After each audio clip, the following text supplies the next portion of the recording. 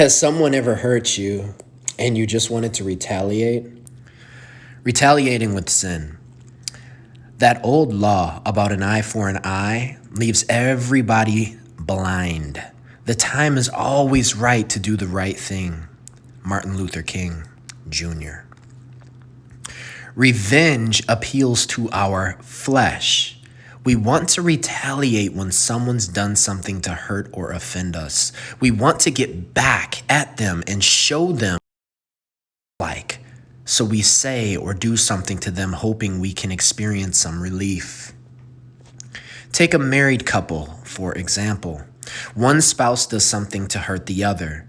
It could be something like hurtful words during a fight, or it could be marital unfaithfulness.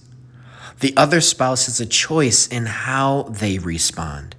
They either show grace and forgive, or they say the words or break the trust because it was done to them. Rarely do people feel better when they handle their own revenge. All it does is stir up an insatiable appetite for more revenge. When we allow someone else's sin against us to determine if we will sin back, we've actually given them power over our choices.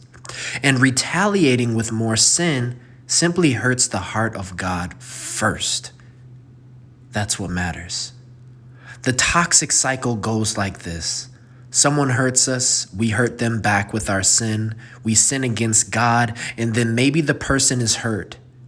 But there's no guarantee that our retaliation will hurt the person we intended to hurt in the first place, but it will always go against our God, and it will always hurt him. We think that stooping to the level of the person who hurt us is actually going to bring us comfort. It never does. This is the trick of the enemy. And to make the entire situation worse, we know that God is not pleased and has called us to a higher standard. And for that matter, we will all be judged one day. Instead of retaliating, what if we said to ourselves, I'm not going to retaliate because I don't want to sin against God. Let's allow our love and devotion to God to keep us from retaliating with more sin. Everyone has something they are going through at any given time in their lives, things that cause us great pain, which in turn leads us to do things we didn't think we would do. Sometimes all we need to do is just walk away, forgive, and pray for the person who hurt us.